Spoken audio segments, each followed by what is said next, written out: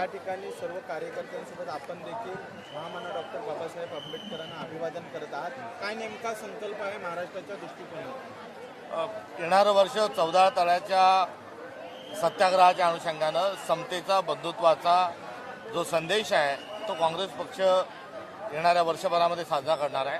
आणि यामध्ये छत्रपती शिवाजी महाराजांचं स्वराज्य आणि बाबासाहेबांचं संविधान हे दोन्ही एकच असून त्याला अभिप्रेत असणारा भारत हा घडवण्याच्या अनुषंगानं विविध कार्यक्रमांचं आयोजन करण्यात येणार आहे.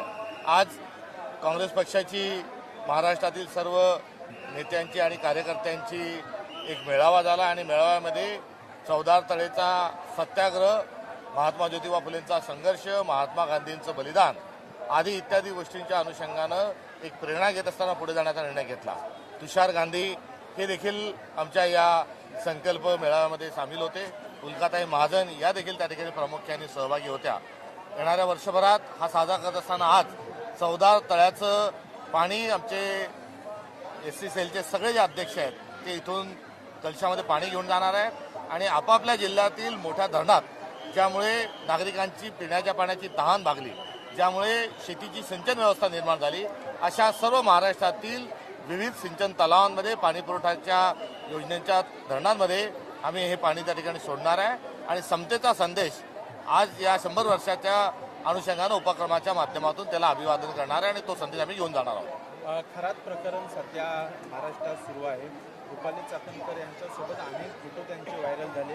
विरोधकांकडून मागणी होते सातत्याने त्यांचा राजीनामा घेतला पाहिजे, तरी देखील सरकार राजीनामा घ्यायला तयार नाही आहे. कसं बघताय विरोधी? बेश्रम आणि बेश्रम, जनाची नाही तर मनाची देखील लाज आता या सरकारमध्ये उरलेली नाही.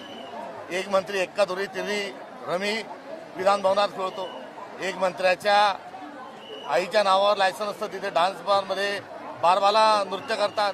कुठे बलात्कार होत असताना महिला किंचाळली असती तर बलात्कार झाला नसता असं सांगितलं जातं.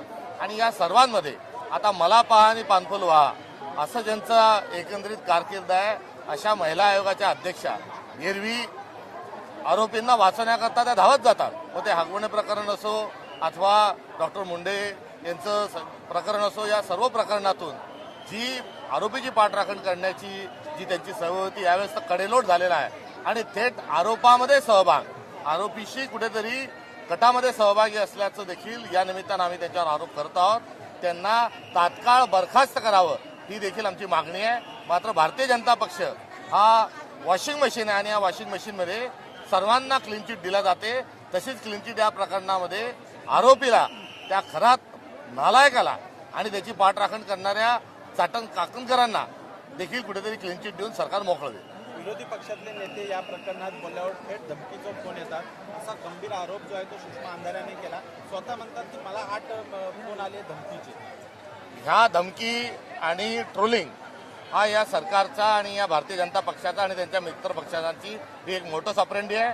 महात्मा गांधींनी जसा महात्मा गांधींचा थंड डोक्याने जसा गोडसेने खून केला, त्यांचीच ही पिल्लावळ आहे. आणि या पिल्लावळीचं नेतृत्व या राज्याचे मुख्यमंत्री आणि गृहमंत्री देवेंद्र फडणवीस हे करतात.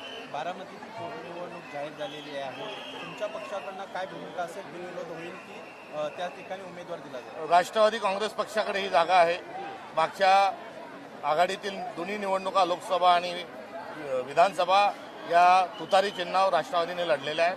त्यांनी या संदर्भातली आपली भूमिका स्पष्ट करावी आणि महाविकास आघाडीचा निर्णय जो आहे तो महाविकास आघाडी घेईल.